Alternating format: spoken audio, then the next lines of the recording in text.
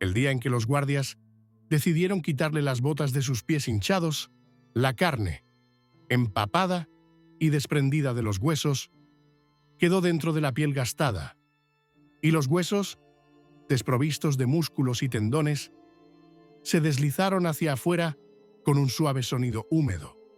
Los presentes ni siquiera tuvieron tiempo de santiguarse cuando, de la boca desdentada, de la que en las últimas semanas no había salido ni una palabra, brotó un canto sordo y ronco de un salmo sobre el juicio final. Nadie se atrevió a admitir en voz alta que aquella voz no era de un ser humano y que los labios del rey no se movían en ese momento. Todo había comenzado unos meses antes, al final de un largo invierno, cuando el rey aún asistía al consejo y podía firmar los decretos con su propia mano. El cronista de la corte escribió que comenzó a quejarse de un dolor sordo en las piernas, especialmente por las noches, cuando no podía dormir, y exigía que el sirviente de turno le masajeara los pies con un paño caliente empapado en una decocción de ajenjo. Los médicos afirmaban que se trataba de las secuelas de una vieja herida sufrida durante el asedio, pero muchos cortesanos murmuraban que se debía a un mal de ojo o al castigo por la reciente ejecución del arzobispo, que el propio rey había ordenado acelerar, sin escuchar, hasta el final, las cartas del Papa. Los primeros síntomas de la enfermedad se ocultaron a la nobleza y al pueblo. Solo se permitía entrar en los aposentos del rey a los guardias de confianza, al médico jefe y a 2 monjes de confianza que leían oraciones por su salud, pero al mismo tiempo vigilaban que su confesión no contuviera palabras que pudieran comprometer a los consejeros. En primavera, las piernas comenzaron a ennegrecerse por debajo de las rodillas. Aparecieron manchas marrones en la piel que desprendían un fuerte olor a podredumbre. Los médicos probaron métodos antiguos. Pusieron sanguijuelas, hicieron sangrías, untaron una pomada espesa de resina y grasa de cabra, pero los tejidos continuaron descomponiéndose y la gangrena se extendió hacia arriba. Los rumores, que no se podían acallar, decían que durante las vigilias nocturnas se oían cantos roncos procedentes de su lecho. Los monjes que hacían guardia en la puerta afirmaban que era el propio rey, aunque durante el día ya había perdido la capacidad de hablar con claridad. Los guardias recibieron la orden de no dejar entrar a nadie durante las horas de vigilia, ni siquiera al heredero. La corte se encontraba en un estado de sitio encubierto. Los grandes nobles se reunían en las salas laterales para discutir quién podría tomar el poder en caso de muerte y quién caería en desgracia con el nuevo gobernante. Reinaba una tensión especial entre la antigua nobleza, que apoyaba la alianza con la Iglesia Católica, y los partidarios de las recientes reformas, que veían en la enfermedad del monarca un signo del juicio divino. El médico jefe escribió en su informe que, en la última revisión, la piel de los pies del rey se desprendía en capas y, en los lugares donde había desaparecido el tejido, se veían huesos secos y quebradizos. El pulso era débil y la respiración irregular. Siguiendo el consejo de un monje curandero, comenzaron a darle a beber una tintura de opio para aliviar el dolor. Pero la dosis tuvo que aumentarse cada día, y al final de la tercera semana, el dolor había dado paso a una rigidez total. Mientras tanto, en la capital crecía la inquietud. Los comerciantes se quejaban de que la moneda se estaba devaluando porque el rey no aprobaba las nuevas tarifas. Los soldados que custodiaban las puertas exigían su paga, pero el tesoro estaba cerrado a cualquier disposición que no llevara la firma del monarca. Los ciudadanos, al ver que no se promulgaba ningún decreto, comenzaron a hacer conjeturas. En los mercados se decía abiertamente que el Estado sin cabeza era como un cadáver sin corazón, y que la podredumbre que devoraba las piernas del rey se extendería por todo el reino. A mediados de la primavera, la enfermedad entró en una nueva fase. El rey comenzó a quejarse de frío en el pecho, aunque su habitación se calentaba continuamente. Cada vez caía más a menudo en un estado de olvido, del que salía suplicando el perdón total de sus pecados. Uno de los sacerdotes cercanos al rey escribió: temblaba, agarrándose a la cruz, y decía que veía figuras negras detrás de la cortina de la cama. Decía que cantaban, pero no para él, sino para el trono, que pronto quedaría vacío. Tras estas palabras, se restringió aún más el acceso a él, por temor a que sus temores se interpretaran como un presagio del fin. A finales de mes, sus piernas estaban completamente ennegrecidas y desprendían un hedor que ni siquiera el sándalo de hierbas aromáticas podía ocultar. El médico, siguiendo órdenes secretas del consejero mayor, emprendió un intento desesperado por salvar la vida del monarca. Ordenó que se le cortara el tejido necrosado antes de que la putrefacción llegara a los muslos. Para ello, se llamó a los carniceros, ya que los cirujanos de la corte se negaron. La intervención se llevó a cabo por la noche, a la luz de las antorchas, y estuvo acompañada de jadeos que se oían a través de las 3 puertas. A la mañana siguiente, los cortesanos recibieron la orden de anunciar que el rey presentaba mejoría, aunque ya no podía sentarse por sí solo. Pero incluso entonces, cuando estaba casi inconsciente, de su garganta salían periódicamente fragmentos de oraciones, a veces versos completos de salmos, que no coincidían con las lecturas actuales.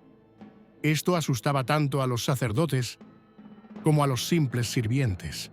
En uno de los últimos testimonios del sirviente de Tomás, se dice: yo sostenía una jarra con agua cuando él comenzó a cantar sobre la ira del Señor, y su voz se volvió extraña, como si hablaran 2 personas, y sus labios no se movían. Después de la noche en que los carniceros, conteniendo las náuseas, cortaron la carne muerta, el olor en las habitaciones cambió. No era solo pesado, sino penetrante, impregnado de una podredumbre dulzona que ni el incienso ni el incienso de enebro podían disipar. Las ventanas apenas se abrían, no tanto por el frío como por orden del consejero mayor. Nadie del patio debía ver que en el dormitorio del rey había colgados trapos empapados en resina que tapaban incluso las rendijas de las puertas. Los sirvientes que tenían permiso para entrar se tapaban la nariz con trapos empapados en vinagre, pero aún así, muchos se desmayaban. Poco después de la amputación, la herida comenzó a supurar un espeso pus grisáceo y amarillento, y toda la parte inferior de la cama se cubrió de manchas que había que cambiar 2 veces al día. El cirujano, llamado de nuevo, declaró que la gangrena se había extendido al muslo y que ya no había nada que hacer. Sin embargo, los consejeros le ordenaron guardar silencio para evitar el pánico. Los médicos se limitaron a vendarle con gasas impregnadas en alquitrán y carbón triturado, y por la noche le daban a beber opio aún más fuerte, tras lo cual ya no distinguía los rostros. Mientras tanto, en los pasillos que conducían a sus aposentos, comenzaron a hacer guardia no solo los guardias, sino también hombres armados de diferentes facciones. La antigua nobleza, fiel a la alianza con la Iglesia, exigía que se confesara y se administrara la comunión al rey en presencia del arzobispo, temiendo que sin ello el heredero perdiera el apoyo de los sacerdotes. Los partidarios de las reformas, por el contrario, trataban de retrasar el momento, contando con que una muerte sin los ritos adecuados debilitaría la influencia de los católicos y les daría margen de maniobra. En el diario de uno de los jóvenes escribanos se conserva la siguiente anotación: ya no vemos al soberano. Los rumores se contradicen. Unos dicen que ya está muerto y que su cuerpo se conserva en secreto. Otros que está poseído y que han traído exorcistas secretos. Se oyen gemidos y, a veces, cantos que no parecen humanos. A mediados del verano, el rostro del rey estaba irreconocible. Tenía las mejillas hundidas, los labios agrietados y los ojos rodeados de ojeras, como los de un enfermo con fiebre. El médico afirmaba que había comenzado una infección en la sangre y describía los síntomas: fiebre continua, delirios, erupciones en el pecho y los hombros. Propuso volver a sangrarlo, pero los monjes se opusieron, considerando que eso solo aceleraría su muerte. Por las noches, el delirio se volvía tan intenso que los guardias que vigilaban la puerta oían cómo gritaba los nombres de las personas que había ejecutado, ordenándoles que se pusieran en fila o inclinaran la cabeza. A veces gritaba que habían venido a por él y exigía que le trajeran una espada. Mientras tanto, el heredero reforzaba su posición. Recogía firmas de nobles bajo juramento de lealtad, prometiéndoles conservar sus tierras y cargos. Sin embargo, la reina viuda actuaba en secreto. Se reunía con representantes de la Iglesia y les ofrecía nuevos privilegios a cambio de que apoyaran a su hijo menor como sucesor.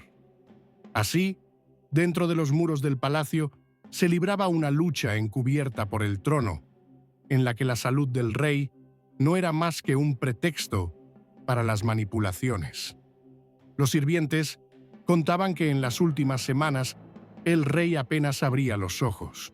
Sin embargo, cuando se le acercaba un sacerdote con una cruz, a veces comenzaba a entonar, en voz baja, antiguos cantos religiosos, con una claridad y pureza imposibles para un enfermo con los pulmones destrozados y las piernas en putrefacción. Los que lo oían no se atrevían a contarlo, por miedo a ser acusados de blasfemia o de sembrar el pánico. Una noche, cuando solo estaban en la habitación, el monje y el médico, el rey se sentó en la cama sin ayuda, aunque llevaba varios días inmóvil.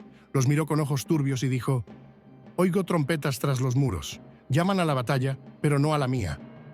Luego se acostó de nuevo y no se movió hasta la mañana siguiente.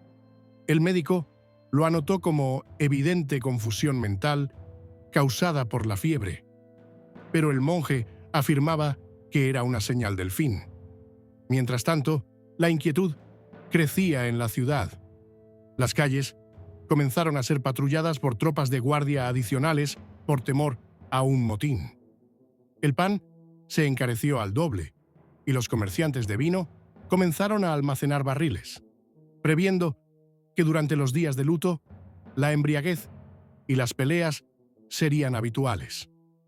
En las afueras comenzaron a aparecer profetas que anunciaban en voz alta que la enfermedad del rey era un castigo por la sangre de los sacerdotes y que con su muerte el fuego caería sobre la tierra. Al final de esta parte, a pesar de los esfuerzos de los consejeros, quedó claro que la enfermedad ya no se podía detener. La inflamación purulenta llegó a la ingle, el cuerpo se hinchó y la piel se oscureció y se agrietó en algunos lugares. Desde las profundidades del palacio seguían llegando extraños cánticos y cada vez más cortesanos evitaban acercarse a los aposentos reales, creyendo que el aire era peligroso. A finales del verano, el olor de los aposentos reales era tal que incluso los guardias más curtidos, acostumbrados al hedor de la muerte después de las batallas, trataban de no respirar al pasar. Una mezcla de podredumbre, vino viejo y grasa rancia se filtraba por los pasillos, obligando a los que vivían en las salas contiguas a pedir que los trasladaran. Las ventanas del dormitorio ya no se abrían. Se temía que el viento esparciera el olor por todo el palacio y provocara rumores en la ciudad. El suelo por donde caminaban los sirvientes estaba cubierto con varias capas de trapos para ocultar las manchas que se veían a través del colchón. Las piernas del rey no se curaron tras la amputación. En lugar de heridas limpias, quedaron cavidades profundas y purulentas en las que, según uno de los cirujanos, se podía esconder un puño. El pus fluía continuamente, empapando los vendajes, y cada vez que se cambiaban, de la herida salía un silbido húmedo, como si en lo más profundo del cuerpo aún ardiera la vida. Pero en los tejidos desfigurados ya era ajena. La fiebre se mantenía constante, la piel de la cara adquirió un tono terroso y los ojos se cerraban cada vez con más frecuencia. El rey apenas reaccionaba a la presencia de otras personas, pero a veces abría la boca y comenzaba a cantar, en voz baja, pero con tono uniforme, más parecido al canto de un coro monástico que al de un enfermo. Los médicos intentaban explicarlo como un hábito mecánico o restos de conciencia, pero los monjes murmuraban que no era su alma la que hablaba. En esas mismas semanas se desató una lucha abierta por el trono en los pasillos del palacio.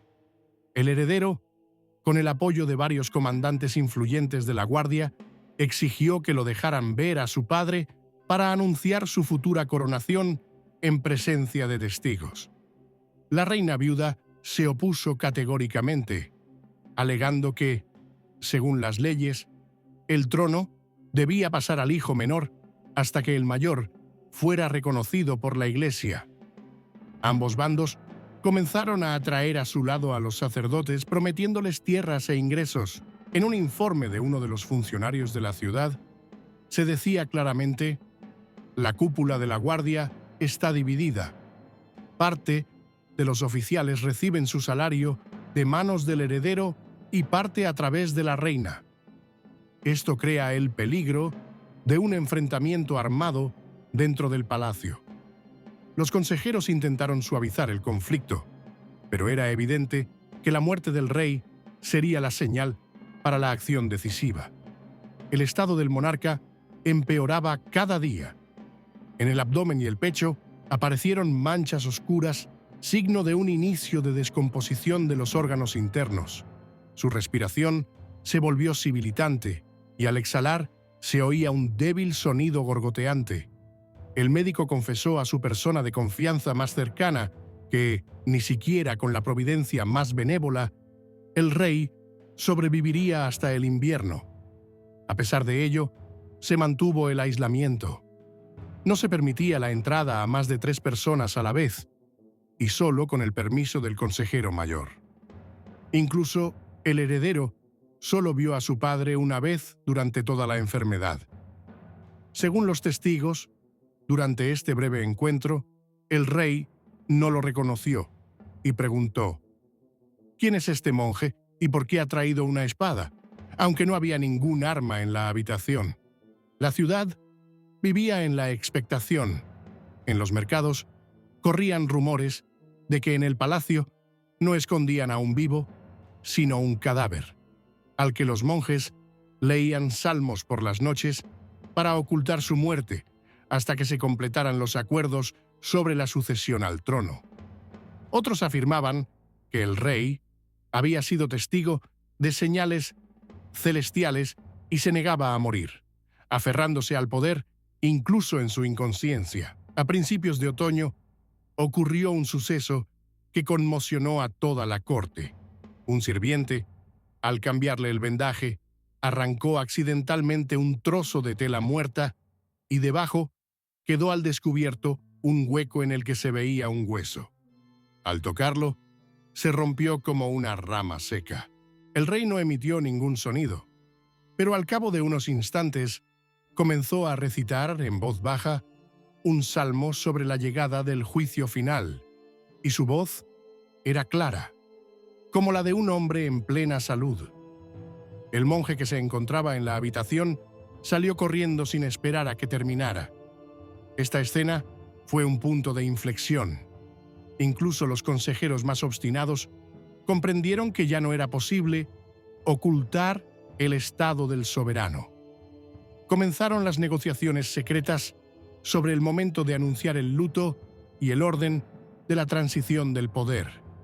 Sin embargo, aún quedaba tiempo antes del anuncio oficial, y cada minuto era más peligroso.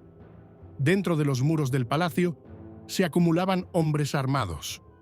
Cada facción se preparaba para que la muerte fuera anunciada en el momento más conveniente para ella. En otoño, cuando las noches se hicieron más frías, la temperatura en las habitaciones del rey seguía siendo anormalmente alta debido al calor constante de su cuerpo. La chimenea se encendía día y noche a instancias de los médicos, pero el calor no provenía tanto del fuego como del propio enfermo. El médico anotó en su informe: la piel está caliente al tacto, pero no tiene elasticidad. Es como cera blanda. Al presionar ligeramente, quedan marcas profundas que tardan mucho en desaparecer. La hinchazón se extendió por todo el cuerpo. La cara se hinchó tanto que los ojos se convirtieron en dos rendijas y los párpados, a menudo, se pegaban por las secreciones. La boca solía estar entreabierta y se acumulaba en ella un líquido viscoso que los sirvientes sacaban con una cuchara para que no se ahogara. En los intervalos entre los episodios de inconsciencia, el rey a veces movía los labios, pero la mayoría de las veces no eran palabras, sino fragmentos de oraciones y salmos que parecía pronunciar con una voz que no era la suya. Las heridas de las piernas se convirtieron en cavidades negras y abiertas de las que salía un vapor fétido. Cuando los sirvientes cambiaban los vendajes, el hedor era tal que perdían el apetito durante mucho tiempo y se quejaban de mareos. El médico, tratando con sus últimas fuerzas de detener la descomposición, ordenó espolvorear las heridas con carbón triturado y rociarlas con una decocción de hierba de San Juan. Pero la gangrena ya había subido por encima de la ingle. El patio se convirtió en un campo de batalla silencioso.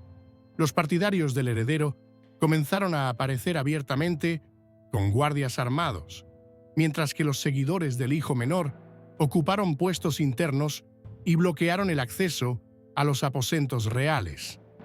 Varios oficiales de la guardia desaparecieron sin dejar rastro y se rumoreaba que habían sido eliminados en secreto para evitar la filtración de información. La reina viuda insistió en que se llevara al arzobispo ante el moribundo, pero los consejeros del bando del heredero lo prohibieron, temiendo que éste cambiara el testamento. El arzobispo llegó, pero solo le dejaron entrar después de que jurara guardar silencio sobre todo lo que había visto. Según él, el rey no le reconoció, pero cuando empezó a leer la oración, de repente empezó a gemir, al ritmo de las palabras.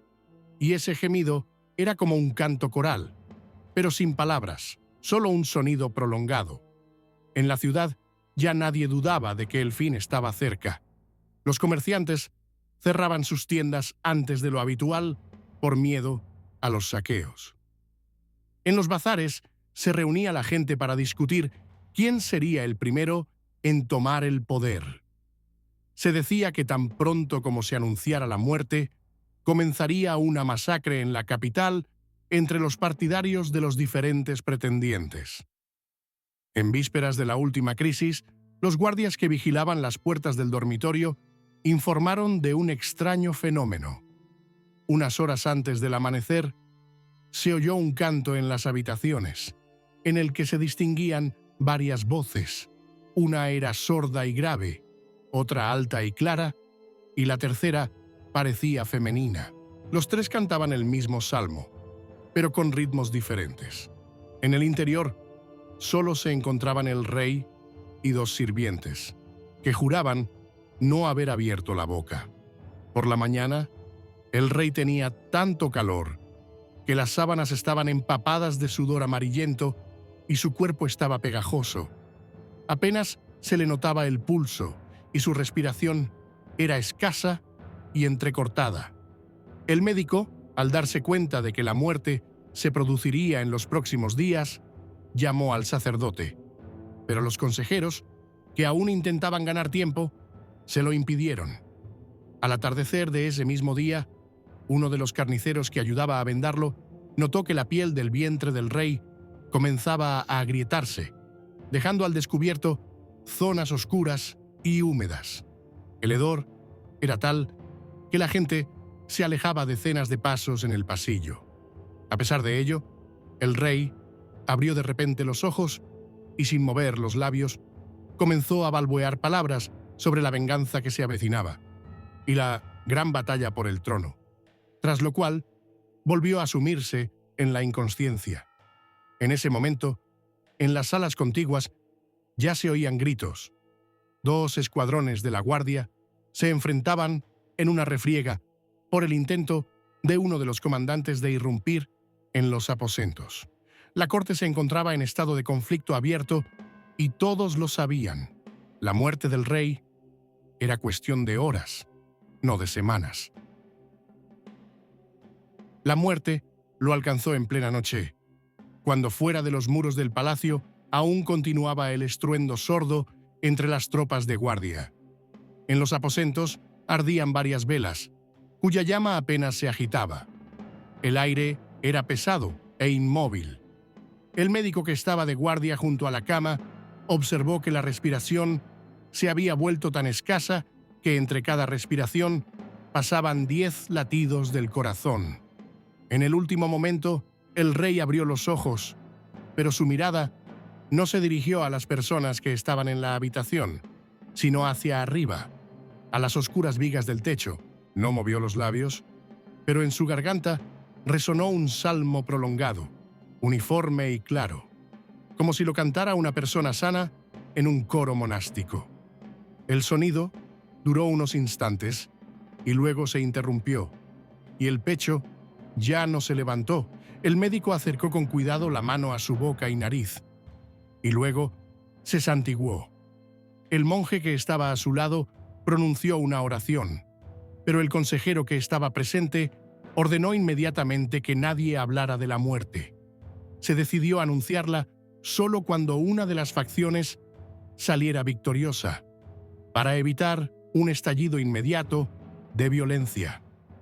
Comenzaron a preparar el cuerpo para la embalsamación, pero a los pocos minutos quedó claro que sería casi imposible. La piel del abdomen y el pecho se desprendía al tocarla, y los intestinos desprendían un hedor que ni el incienso ni el alquitrán podían disimular.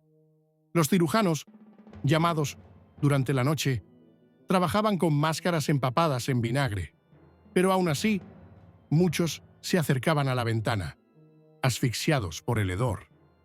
En uno de los informes secretos enviados ese día al embajador extranjero, se decía: el soberano falleció en un momento en que la oscuridad era densa y pesada. Los consejeros ocultaron la muerte, pero el olor es imposible de contener, y ahora todo el palacio respira aire fúnebre. A las pocas horas comenzó el relevo de la guardia en los puestos clave.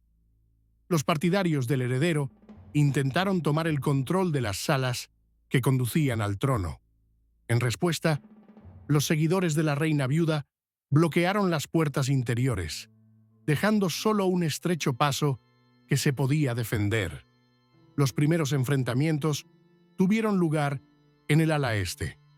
3 guardias murieron y otros 5 resultaron gravemente heridos. Mientras tanto, en los aposentos seguían trabajando con el cadáver. Los carpinteros construyeron apresuradamente un ataúd especial, revestido de plomo, para contener el olor. Pero incluso a través de las gruesas paredes se percibía el hedor. Los monjes recitaban oraciones, pero muchos de ellos se apresuraban a terminar el servicio y marcharse, incapaces de soportar el hedor y la visión de la carne en descomposición. El anuncio de la muerte no se hizo hasta 2 días después. El heredero salió al pueblo acompañado de guardias armados y del arzobispo, con el anillo real en la mano. La multitud que se había reunido ante el palacio recibió la noticia con un murmullo sordo. Algunos se cruzaron en silencio, otros gritaban signos y castigo. Ese mismo día comenzaron los saqueos en las afueras de la capital. Bandas armadas, al amparo del luto, irrumpieron en las casas de los comerciantes. El caos político se desarrolló rápidamente. La nobleza exigía la coronación inmediata del heredero, pero los partidarios del hijo menor se negaban a reconocerla como legítima, alegando que el testamento no había sido leído ante testigos. En la iglesia comenzaron las disputas. Algunos sacerdotes afirmaban que la muerte sin confesión había privado al rey de la salvación, otros que había recibido el perdón en sus últimos momentos. Durante una semana, la capital se sumió en un estado de tensión constante. Por las noches se oían disparos y el ruido de las armas, y las calles estaban patrulladas por grupos armados que no siempre obedecían a una sola autoridad. En las cartas de los embajadores extranjeros enviadas en esos días se repetía una idea: la muerte del soberano fue la chispa que encendió todo lo que se había acumulado durante años: el odio, el miedo y la codicia. El funeral se celebró a puerta cerrada, sin que el pueblo pudiera acceder al cuerpo. El ataúd solo se sacó durante un breve periodo de tiempo, cubierto con un paño negro.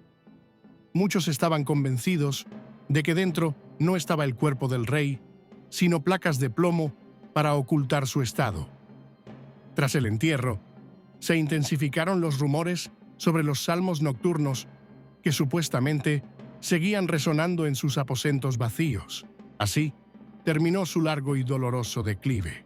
Una muerte oculta por el poder que se convirtió en una fractura imposible de reparar. El país, que ayer tenía un único gobernante, ahora no pertenecía a nadie, y a todos a la vez. Y aquellos que recordaban el olor a podredumbre en las paredes del palacio decían que tardaría muchos años en desaparecer.